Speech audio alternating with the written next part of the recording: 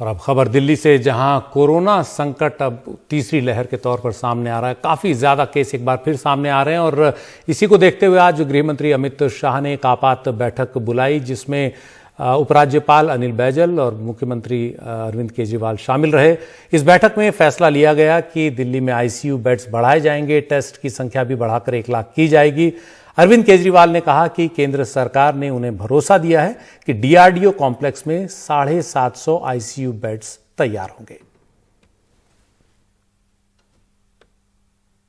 केंद्र सरकार ने आज एश्योरेंस दिया है कि वो जो डीआरडीओ का सेंटर है वहां पे अगले 2 दिन में 500 आईसीयू बेड्स उपलब्ध करा दिए जाएंगे और उसके अगले कुछ दिन में 250 और, तो लगभग 750 आईसीयू बेड्स वहां पे अवेलेबल हो जाएंगे।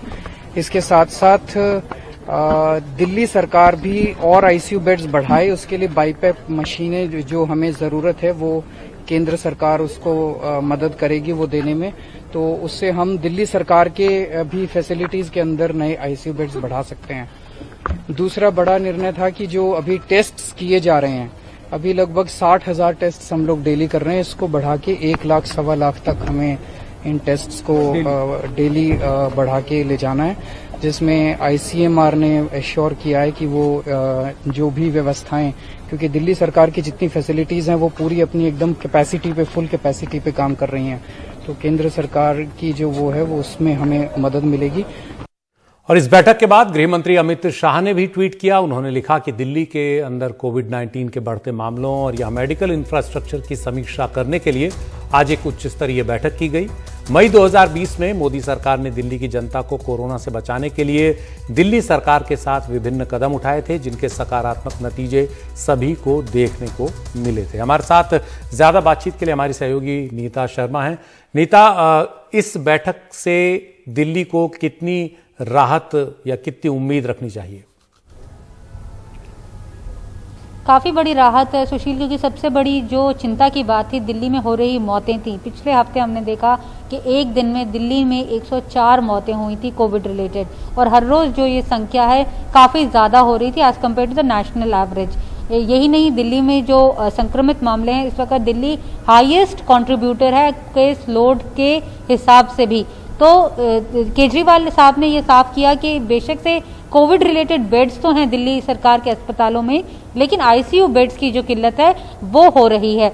इसको लेकर उन्होंने चिंता अपनी केंद्रीय गृह मंत्रालय को बताई। केंद्रीय गृह मंत्री ने उन्हें एश्योर किया है कि अगले कुछ दिनों में 750 डीआरडीओ में कॉम्प्लेक्स में जो आईसीयू बेड्स हैं उन्हें मुहैया करवाए जाएंगे। टेस्टिंग जो एक बहुत बड़ा मुद्दा है, हालांकि अभी दिल्ली राज्य ऐसा है जो बहुत ज़्यादा टेस्टिंग कर रहा है, 60,000 के आसपास रोज टेस्टिंग हो रही है। इसे आने वाले दिनों में 1.25 लाख बढ़ाया जाएगा। ये इसलिए किया जाएगा क्योंकि दिल्ली में अगर आप एक कोरोना पेशेंट हैं तो उसके जो अटेंडेंट्स हैं उनका भी आप जो रैपिड एंटीजन टेस्ट है वो होना अब जो है वो लाजमी हो गया है दिल्ली सरकार के अस्पतालों में। तो ये एक नई बात है जो ताकि किस तरह से लगाम लगाया जाए फैलते हुए वायरस पे, तो जो आसपास के लोग हैं उनके भी टेस्ट होने बहुत ज़रूरी है। इसलिए जो संख्या है टेस्टिंग की भी बढ़ रही है और नंबर ऑफ केसेस जो हैं वो भी ज़्यादा हो रहे हैं। लेकिन जो डेथ रेट थी उसे लेकर केंद्र बहुत चिंतित था। हालांकि ये अभी दिल्ली में 2 से नीचे ही थी, लेकिन इसे और कम करने की ज़रूरत थी। तो ये सब बातें जो हैं चर्चा की गई। जो आज बड़ी मीटिंग हुई थी नॉर्थ ब्लॉक में, कल एक और मीटिंग हो सकती है जिसमें रिस्ट्रिक्शंस को लेकर, क्योंकि दिल्ली गवर्नमेंट, हालांकि दिल्ली सरकार कह रही है कि हमने अभी कोई रिस्ट्रिक्शंस की मांग नहीं की है।